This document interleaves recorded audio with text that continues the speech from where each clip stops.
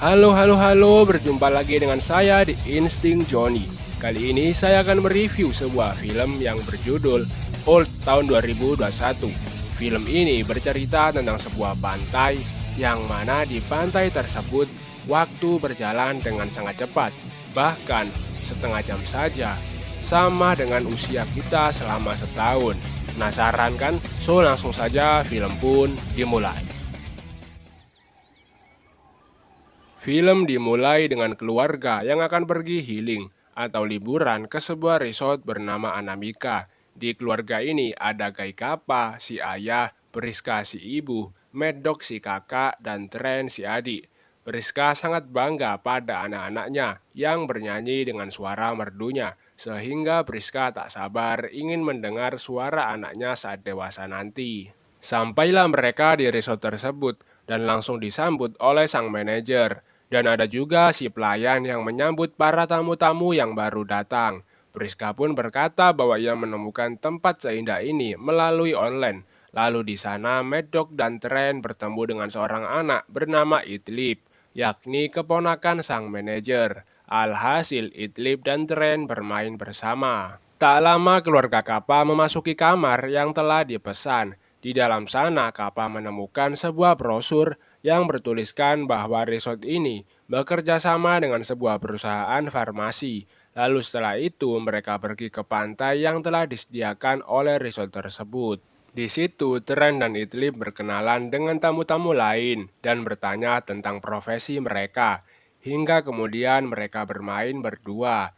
Idlib pun mengatakan jika ia akan sedih karena Tren nanti pasti akan pulang dan Idlib tak punya teman lagi. Tapi Tren berkata jika ibunya mengizinkan untuk menghubungi Idlib dan Idlib bisa saja kapanpun datang ke rumah Tren. Malam pun tiba, ternyata liburan kali ini adalah liburan terakhir bagi keluarga Kappa karena Kappa dan Priska yang akan bercerai. Percakapan mereka ternyata didengar oleh anak-anaknya. Mad Dog pun meminta adiknya untuk bermain. Alhasil, Tren bermain teka-teki gambar yang diberikan oleh Idlib. Dan ternyata Idlib mengajak lomba makan es krim besok. Keesokan paginya di sebuah pantai ada seorang lelaki bernama Mit. Dan ada juga seorang wanita, kita sebut saja Caca. Di mana pada saat itu mereka baru saja kenal. Tapi si Caca langsung merayu Mit dengan tubuh seksinya untuk berenang berdua. Namun Mit hanya melihatnya saja. Di tempat lain ada juga sebuah keluarga yang anggotanya ada Charles sang suami, ibunya Charles, Kristal istrinya, dan Kara anaknya. Yang mana pada saat itu Kristal sedang memesan makanan yang kaya akan kalsium karena tubuh Kristal mengalami kekurangan kalsium. Sedangkan di keluarga Kappa saat ini, tiba-tiba saja sang manajer menemui mereka, lalu menawari wisata ke sebuah pantai pribadi di sisi cagar alam pulau tersebut, dengan keindahan yang sangat luar biasa dan hanya tamu-tamu tertentu saja yang ia tawari. Lantas Kappa pun langsung mengiyakan hal itu. Tak lama kemudian terdengar suara piring pecah dan ternyata seorang wanita bernama Patricia mengalami kejang-kejang. Sedangkan di sebelahnya ada suaminya bernama Jarin. Lalu Charles yang seorang dokter mendekat padanya. Jarin pun berkata jika istrinya mengidap epilepsi. Setelah diberikan sedikit bantuan oleh Charles, Patricia pun mulai sadar. Tibalah keberangkatan menuju pantai pribadi, dan di situ keluarga Kappa satu bus dengan keluarga Charles. Si sopir mengatakan pada mereka jika mungkin ada barang yang ketinggalan, lalu kemudian berangkatlah bus tersebut.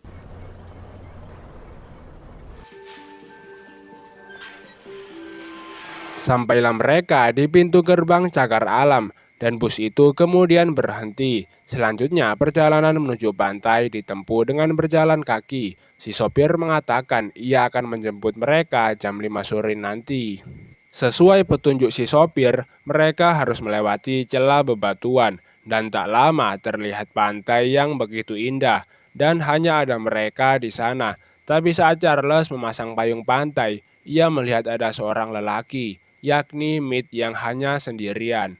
Mad Dog yang bermain juga melihat si Mit dan ternyata ia mengenalinya. Jika si Mid ini adalah seorang rapper terkenal, Mad Dog pun ingin mendekatinya, tapi Kappa melarangnya. Alhasil, Mad Dog pun bermain bersama Tren dan Kara. Tak disangka, Mad Dog menemukan pisau yang sudah berkarat. Lalu ibunya menyuruh Mad Dog meletakkan pisau itu kembali karena takut tersayat dan infeksi. Tren yang sedang sembunyi di bebatuan tiba-tiba saja ada mayat mengapung di dekatnya. Sontak hal itu membuatnya takut. Alhasil semua orang dikejutkan dengan penemuan mayat tersebut. Mid yang juga melihat hal itu lalu ikut mendekatinya. Dan ternyata itu adalah mayat Caca. Tapi orang-orang mencurigai jika Midlah yang telah membunuh Caca. Karena melihat Mid yang sangat aneh dengan darah yang terus-terusan keluar dari hidungnya. Mid pun berkata jika ia tak tahu apa yang terjadi. Mid hanya melihat wanita tersebut berenang sendirian. Di sisi lain, Tren bilang pada ibunya jika celananya sudah tak muat. Sementara di saat Charles dan Kappa ingin menghubungi polisi, ternyata tak ada sinyal di sana. Lalu tak lama, tibalah pasangan Jerin dan Patricia di pantai itu. Baru saja datang, pasangan itu sudah dikejutkan dengan adanya penemuan mayat. Sampai saat ini, Charles masih menuduh Mid pelakunya karena hidungnya yang terus-terusan berdarah. Padahal Mid juga tak tahu, sudah berjam-jam darah hidungnya tak berhenti. Lalu tiba-tiba saja Crystal memanggil Charles karena terjadi sesuatu pada ibu Charles. Dikarenakan tak ada sinyal, Jerin pun ingin ke hutan mencari sinyal. Tapi saat memasuki celah bebatuan, tiba-tiba saja kepalanya Jerin terasa sakit. Lalu ia pingsan dan bangun-bangun ternyata sudah kembali ke pantai itu lagi. Kembali ke Charles yang sedang mengecek kondisi ibunya. Namun Priska tiba-tiba menemui Charles untuk meminta tolong mengecek kondisi anak-anaknya. Karena terjadi hal yang aneh kepada anak-anaknya. Baru saja akan melihat ketiga anak itu, tapi Bu Charles tiba-tiba langsung meninggal. Padahal tadi sudah kembali pulih. Charles yakin jika ibunya mati karena syok melihat mayat Caca yang ditemukan tadi. Alhasil Jerin dan Patricia lah yang melihat kondisi ketiga anak itu. Awalnya pasangan itu mengira usia Tren saat ini 11 tahun. Namun Tren bilang usianya masih 6 tahun. Dan saat ibunya kembali, ia sangat terkejut melihat anak-anaknya telah berubah. Begitu pula saat Kappa datang, ia juga dikejutkan melihat anak-anaknya. Karena Mid yang takut menjadi tersangka pembunuhan, ia kemudian lari menjauh, lalu dikejar oleh Charles. Tapi saat masuk ke celah bebatuan, kepala mereka juga jadi sakit, lalu pingsan dan kembali terbangun di pantai. Mereka semua kemudian berpencar dan memasuki celah bebatuan yang lain. Tapi tetap saja hasilnya sama. Di saat mereka berkumpul, tiba-tiba saja Charles melukai pipi Mid. Tapi tak disangka luka di pipinya bisa sembuh dengan cepat. Dan di sini diketahui bahwa Mid dan Caca keduanya mengalami penyakit kronis. Seperti halnya hidung Mid yang terus-terusan keluar darah. Alhasil Patricia pun berkesimpulan jika tamu-tamu yang ditawarkan ke pantai ini bukanlah dipilih secara acak, melainkan hanya orang-orang yang punya penyakit kronis. Kini anak-anak semakin ketakutan. Dan karena Mad Dog yang sudah jadi remaja, kini ia harus mengenakan kancut dan CD milik ibunya. Hahaha. Tak lama kemudian anjing Charles juga mati. Lalu mereka semua kembali berkumpul untuk mencari cara supaya bisa keluar dari pantai ini. Tapi tiba-tiba saja tumor di perut Priska mulai membesar dan Priska pun langsung pingsan. Karena tak ada cara lain, Charles kemudian menyayat perut Priska. Tapi tak disangka luka sayatannya langsung sembuh seketika. Alhasil perut Priska pun kembali disayat dan setiap orang menahan luka sayatan itu. Lalu diambillah tumornya yang sudah sebesar buah melon dan Priska pun akhirnya kembali sadar. Wow. Dengan keanehan-keanehan yang telah terjadi, Mid mencoba melihat lagi mayat Caca. Dan betapa terkejutnya Mid dan orang-orang melihat mayatnya sudah tersisa tulang belulang. Priska yang biasanya bekerja di museum mengatakan proses untuk mencapai seperti itu biasanya terjadi selama kurang lebih 7 tahun. Tapi di pantai ini, mayat itu ditemukan 3 jam yang lalu. Dan kini Priska sudah melihat kerutan di wajah Kappa. Karena perubahan pada mayat itu, Tren menenangkan Kara yang ketakutan. Sedangkan para orang tua kini mulai memahami bahwa waktu di pantai ini berlalu sangatlah cepat. Setengah jam di sini sama dengan 1 tahun usia manusia. Tapi hanya kuku dan rambut yang reaksinya berbeda. Karena kuku dan rambut merupakan sel mati. Dan mungkin karena bebatuan yang mengelilingi pantai ini, sehingga waktu berlalu begitu cepat, kata Jerin. Kembali ke Kara yang saat ini, ia tiba-tiba saja menjadi sangat lapar. Dan ternyata tak disangka, kini Kara telah hamil 5 bulan. Kara dan Tren yang masih kekanak-kanakan tak percaya akan hal itu, karena mereka berdua menganggap itu hanya perut yang gemuk. Para orang tua segera mempersiapkan kelahiran bayi Kara, karena hal itu pasti tak akan lama lagi. Dan benar saja kini kehamilannya semakin membesar. Lalu hanya beberapa menit saja bayinya sudah lahir. Tapi naasnya bayi itu langsung mati, karena 5 detik saja bayinya tak disusui, maka sama saja 2 hari lebih ia tak mendapatkan asupan apapun. Ternyata selama ini Charles mengalami sedikit gangguan kejiwaan akibat tekanan di tempat kerjanya. Di saat Mead sedang menenangkan pikirannya, tiba-tiba saja Charles menyerang dan membunuh Mead.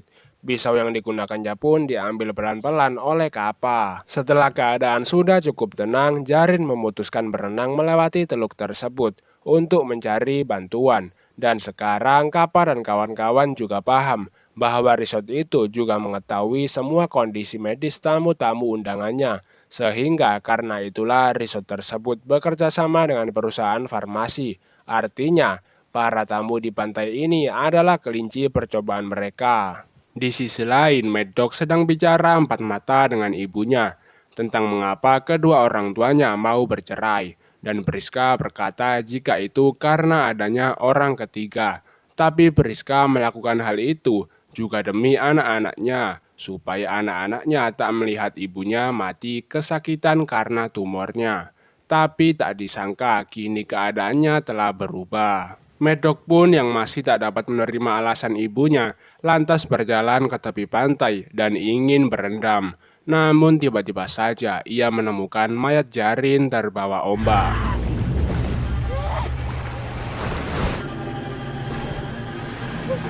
Kini Kappa percaya jika Mead memanglah tak bersalah, karena berenang meninggalkan pantai ini pasti akan pingsan dan mati. Di lain sisi, Kara saat ini juga stres karena kematian bayinya. Lalu Tren pun meminta bayinya baik-baik untuk dikuburkan. Namun tak disangka, Kara malah naik ke atas tebing bebatuan itu. Semakin tinggi Kara memanjat tebing, tapi tiba-tiba ia terdiam, lalu pingsan dan jatuh. Alhasil Kara pun menjadi santan. Kara pun mati juga. Santan Kara. Patricia yang juga ingin berenang tiba-tiba saja epilepsinya kambuh sehingga ia kejang-kejang dan mengeluarkan busa di mulutnya. Dan tak lama Patricia pun mati. Tak lama juga penglihatan Kappa mulai kabur, menandakan jika ia sudah semakin tua. Sedangkan si Priska pendengarannya juga mulai berkurang. Kini hari pun sudah menjelang malam. Dan saat itu Mad Dog menemukan sebuah buku yang berisi nama-nama tamu yang mati di pantai ini.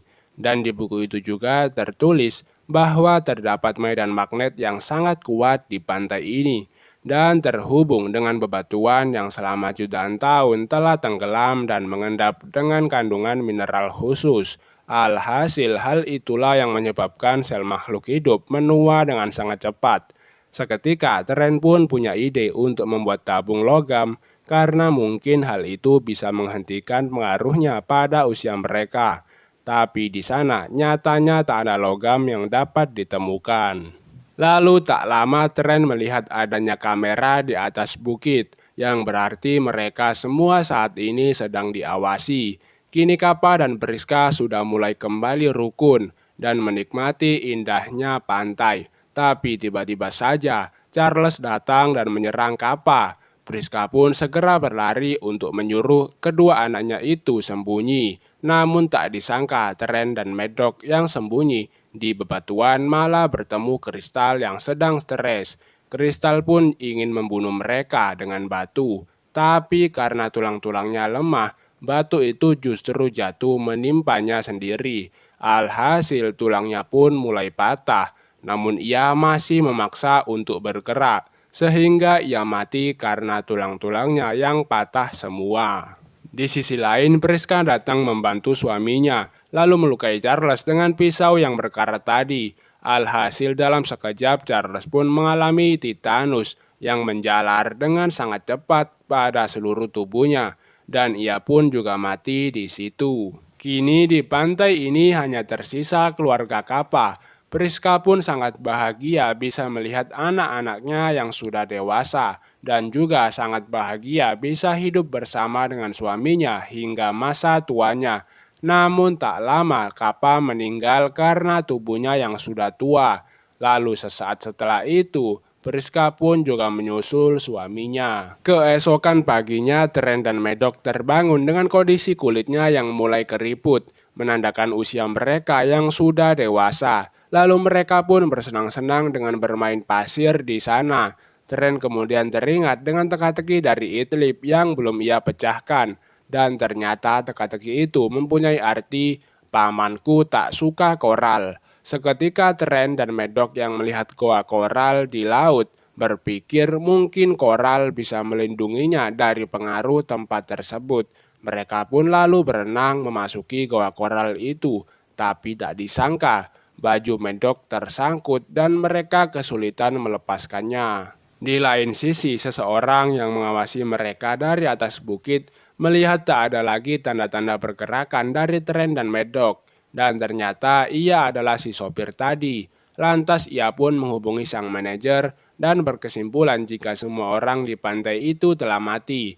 Lalu ia pun berkemas dan pergi meninggalkan tempat tersebut. Dan sampailah si sopir tadi ke sebuah tempat rahasia, yakni tempat penelitian perusahaan farmasi yang telah bekerja sama dengan resort Anamika.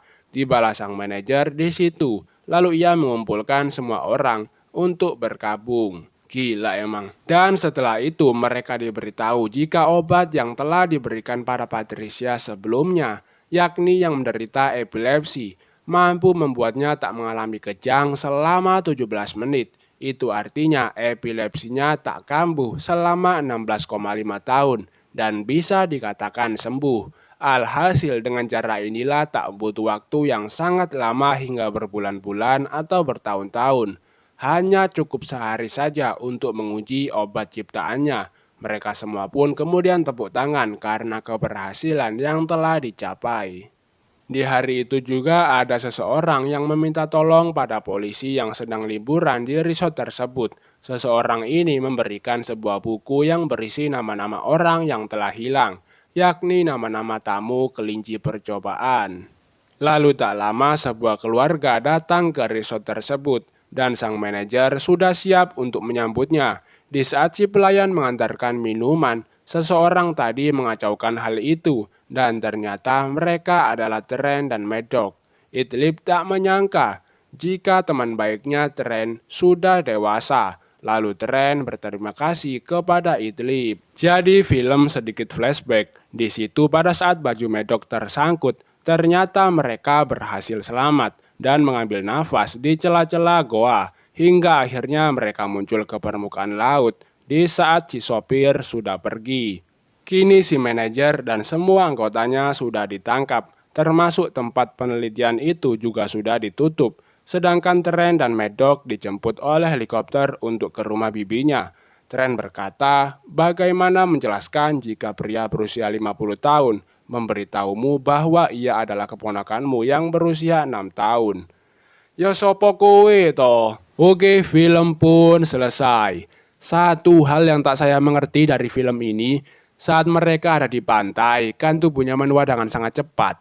Kok mereka nggak kelaparan dan kehausan? Pastinya tubuh butuh tenaga, energi, dan gizi yang sangat banyak untuk pertumbuhan sel dari 6 tahun sampai dewasa. Makanan sebanyak apapun yang mereka bawa pastinya tak akan cukup.